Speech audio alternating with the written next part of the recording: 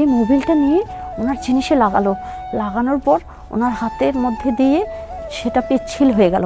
পিচ্ছিল হয়ে যাওয়ার পর ওই মোবিল সহ উনি আমার জায়গাতে দিয়ে খুব জোরে একটা ধাক্কা দিল। ধাক্কা দেওয়ার পর ওই মোবিল সহ আমার ভেতরে চলে গেল। চলে যাওয়ার পর একটু হালকা জল ছিল। আমি বলছি ছেড়ে দিন আমাকে, এগুলো কী দিয়েছেন, আমার জ্বালা জোড়া করছে। বলছে আর চলবে না, আর চলবে না। আসসালামু আলাইকুম, কেমন আছেন আপনারা? আশা করি ভালো আছেন। আজকে আপনাদের জন্য আমি নতুন একটা গল্প নিয়ে এসেছি, যে গল্পটা আপনাদের মাঝে শেয়ার করব। আশা করি সবার ভালো লাগবে। আমি প্রায় 6-7 মাস পর তো পুরনো হয়ে যায়, তখন তো আর বউ নতুন থাকে না। তো আমার স্বামী রাস্তায় মানে ধানের ভিটে কাজ করছে, ধান কাটা করছে। কাটার পর আমাকে বললো, তুমি হলো খাবারটা একটু নিয়ে যেও কষ্ট করে। তো যখন খাবারটা নিয়ে যেতে বলেছে কষ্ট করে, তখন তো আমি খাবারটা নিয়ে গেছি। তখন আশেপাশে আসলে কেউ নাই। একটা ডিবের সামনে একটা ডিপ ছাড়া আছে। তো ওই ডিপটা ছাড়া আছে, ধানের খেতে পানি যাচ্ছে। আমি ওই দিক দিয়ে খাবার নিয়ে যাচ্ছিলাম। এখন ওই ডিবির যে চালায়, সেই ডিবের লোকটা ওখানে বসে আছে। তো আমাকে ডাক দিয়েছে, ও ভাবি কোথায় যাচ্ছেন, আপনার কাছে পানির মগ আছে না? আমি বলছি হ্যাঁ। আচ্ছা মগটা একটু দেবেন, আমি একটু পানি খাবো। আচ্ছা ঠিক আছে নেন, আপনি মগটা নেবেন তো নিয়ে যান। পরে বলার পর আমি বললাম, ওনাকে মগটা দিলাম। উনি ডিবের থেকে এক মগ পানি নিয়ে হাম করে খেলো। খাওয়ার পরে উনি বলছে, ও ভাবি আপনি খাবারটা রেখে যাওয়ার সময় এদিক দিয়ে আসবেন তো? আমি বলছি হ্যাঁ। বলছে, ও ভাবি ভাইয়ের জন্য তো মগটা নিয়ে যাচ্ছেন, জগটা একটু রেখে যান, যাওয়ার সময় এদিক দিয়ে যেতে নিয়ে যাবেন। হ্যাঁ। পরে আমি বলছি, তোমার ভাইকে দিয়ে পানি খাবে? বলে, ভাইকে বলবেন যে আপনার মনে নেই।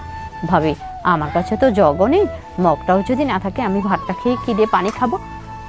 এই কথা শুনে পরে আমি বললাম আচ্ছা ঠিক আছে ভাই, তো তোমার কাছে রেখে দাও। পরে জগটা ওখানে দিয়ে আমি আমার স্বামীর কাছে গেলাম। আমার স্বামীকে খাওয়া দাওয়া করাইয়ে সব কিছু নিয়ে বাটি নিয়ে আসছি। তখন বেলা প্রায় দুপুর। আশেপাশে বেশি একটা কেউ নেই। তো আশেপাশে যখন কেউ নাই, তখন আমি ওখান দিয়ে আসার সময় ওনাকে ডাক দিলাম।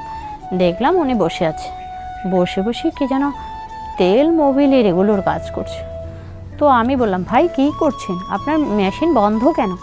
বলছে, ভাবি মেশিনে না মোবিল দিতে হবে। আমি বললাম তাই? বলল হ্যাঁ।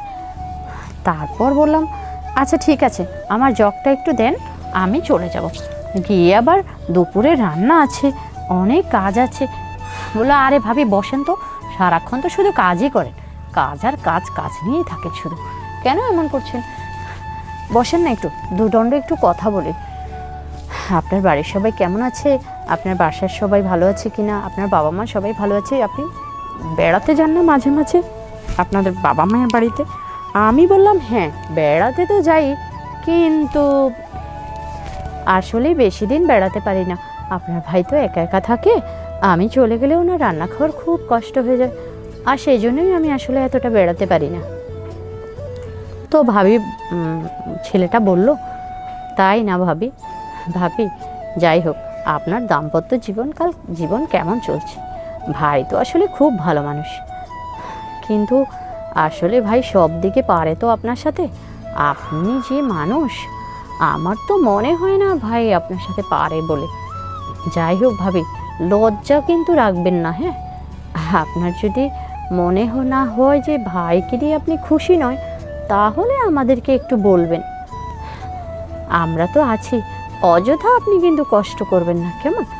তো আমি বললাম, কি যে বলছেন না আপনারা, কিসের আবার কষ্ট হবে বলুন তো? পরে উনি বলছে যে হ্যাঁ ভাবি একটা কথা বলবো কি? আপনাকে না দেখতে ঠিক আমার ভাবের মতো আপনার নাক, চোখ, মুখ, গাল দেখতে খুব সুন্দর লাগে। আমি তো প্রায় ভুলেই করে ফেলেছিলাম, আমি বলতেই চেয়েছিলাম কি ব্যাপার ভাবি তুমি এখানে কোথায় যাচ্ছ, কিন্তু পরে দেখলাম আসলে আমার ভাবি তো আর এখানে থাকে না, শহরে থাকে। তো অনেক কথা বললাম দুজনে। অনেক কথা বলার পর আমি বললাম যে ভাই তাহলে আমি এখন উঠি, আপনি থাকেন। তো উনি আসলে বাইরে বের হলো, বললো ভাবি আমি মোবিলের হাতটা একটু ধুই, তারপরে আপনাকে জগটা দিচ্ছি। বলে উনি মোবিলটার হাতটা ধুয়ে নিল, দরজাটা লাগিয়ে দিয়েছে। দরজাটা লাগিয়ে দেওয়ার পর আমি বলছি তো দরজা কেন লাগালেন, আমি চলে যাব। বলছে না ওই যে ওদিক দিয়ে অনেকগুলো বুনা মানুষগুলো যাচ্ছে তো ওই জন্য দরজাটা লাগিয়ে দিচ্ছি। এই কথা বলে দরজাটা লাগিয়ে দিয়ে আমাকে বলছে, ও ভাবি ভাবি এই টিপের ঘরে না আমার আপনি তো জানেন। আমি আবার মাঝখানে জিজ্ঞেস করলাম যে আপনি বিয়ে করেছেন? বললো কি না। তো বললো, ও ভাবি ভাইকে তো রোজই খুশি করো, আমাকে একদিন একটু খুশি করো না। তোমাকে দেখে না আমার খুব ভালো লাগে, তোমাকে দেখলে আমার খুব শরীরটা খুব গরম হয়ে যায়। আসলে তুমি খুব সুন্দর, আর আমরা তো বিয়ে শাদী করিনি, কবে না জানি বিয়ে করব, কে জানে, ভাগ্যে আমাদের বিয়ে আছে কি না তাও জানি না। তারপর আমি বললাম, এইসব কি বলছেন আপনি? বললো, হ্যাঁ ভাবি প্লিজ আপনি জোরাজোরি করবেন না, আমি আপনাকে অল্প একটু করেই ছেড়ে দেবো। দেখেন না কতদিন হলো কোনো মেয়ে মানুষের ছোঁয়া পাই না, কোনো মেয়ে মানুষের সঙ্গ পাই না। আসলে আমরা তো অবিবাহিত ছেলে, তাই আমাদেরকে আসলে কেউ মূল্য দেয় না, আর কেউ সময়ও দিতে চায় না। এখন ভাই বিয়ে করেছে বলে ভাইয়ের তো দিনটা সুন্দরভাবে কাটছে, তো আমরা তো অবিবাহিত বলে আমাদের কি একটু স্বাদ আহ্লাদ নেই? আমরা নিজেকে কিভাবে সামলে রাখি বলুন তো? এগুলো বলছে। আমি বলছি, দেখেন আপনি এসব কথা বলবেন না তো আমার সাথে, আমি বাড়ি যাব, আমাকে যেতে দিন, দরজা খোলেন, আমি চলে যাব। বলছে, দরজা তো এটা খুলবো, আপনি কি তাহলে আমাকে দেবেন না? আমাকে এইভাবে মনে কষ্ট দিয়ে চলে যাবেন? আমি বলছি, না আমি আপনার কথা শুনতে আর ভালো লাগছে না, আপনার কথা আমার শুনতে, আমি চলে যাব। আমার খালি সরাসরি নিষ্পিস করছে। আমি বলছি, না আমি চলে যাব, আমাকে যেতে দিন। যতই আমি বলছি মানুষটা আর আমাকে যেতে দিচ্ছে না। সে শুধু এই কথা ও কথা, হাত পাও ধরার কোনো বিচারই নেই। ওরে বাবা, খালি বলছে, ও ভাবি দাও না একটু, ভাবি একটুখানি করব, বেশি করব না। ভাবি না ভালো, লক্ষ্মী ভাবি আমার, তুমি না খুব ভালো, তোমাকে খুব সুন্দর লাগছে। দেখো তোমাকে দেখে আমার অস্ত্রটা দাঁড়িয়ে গেছে, আমার মেশিনটা আর নামছে না, আর ঘুমিয়ে যাচ্ছে না, টন করে দাঁড়িয়ে গেছে। দেখো কত শক্ত হয়ে গেছে। আমার হাতটা নিয়ে বারবার খালি ওর মেশিনের উপর লাগাচ্ছে, আমার বিচ্ছিরি লাগছে। বলছি, ছাড়ো, আমার ভালো লাগছে না, আমাকে যেতে দাও। পরে বলছে, আচ্ছা ঠিক আছে ভাবি, ভাই যদি তোমাকে এখন এই কথাটা বলতো, ভাইয়ের জিনিসটা যখন এরকম শক্ত হয়ে যায় তখন ভাই কি না করে থাকতে পারে বলো তো? আমার খুব খারাপ লাগছে। আমি বলছি, দেখেন আপনার এসব কথা আমি শুনতে পারবো না, আমার ভালো লাগছে না, আমি চলে যাব, আপনি আমাকে যেতে দিন। বলে আমি ওনাকে বলছি যে আমাকে যেতে দিন, আমি চলেই যাব। আমি ওঠার চেষ্টা করছি, উনি আমাকে বলল, বুঝলাম, অনেক বুঝিয়ে সুঝিয়ে বলেছি, আর হবে না। তারপর উনি আমাকে ধাক্কা দিয়ে খাটের উপর ফেলে দিয়ে আমার শাড়িটা আলোক করে তারপর বলল, এখন আমি আমার ঠাকুর ডোবাবো, আপনি বললেও আমি আপনাকে ছেড়ে দেবো না। ধরেছি যখন, খাবো তারপর ছাড়বো, এতে যা হয় হবে, না খেয়ে আর ছাড়ছি না। আমি বললাম, আমাকে ছেড়ে দিন, আমি চলে যাবো। বলে, ছাড়বো তো, একটু করি। এই কথা বলে যেই কথা সেই কাজ শুরু করে দিল। তারপর অনেকক্ষণ ধরে ওনার যা করার, আমাকে একটা মেয়ে একটা ছেলেকে একসাথে থাকলে, এক জায়গায় থাকলে বন্ধ রুমে কী হয় সেটা আপনারা সবাই জানেন। তারপরেও আমার ভীষণ খারাপ লেগেছে, আমি খুব কষ্ট পাচ্ছি। তারপর যাচ্ছে না, উনি এত মোটা ছোটো একজন মানুষ, ওনার জিনিসটা যাচ্ছে না। তো আমি বলছিলাম, দেখছেন আমি আপনাকে বললাম না আমার খুব কষ্ট হবে, আমাকে ছেড়ে দিন।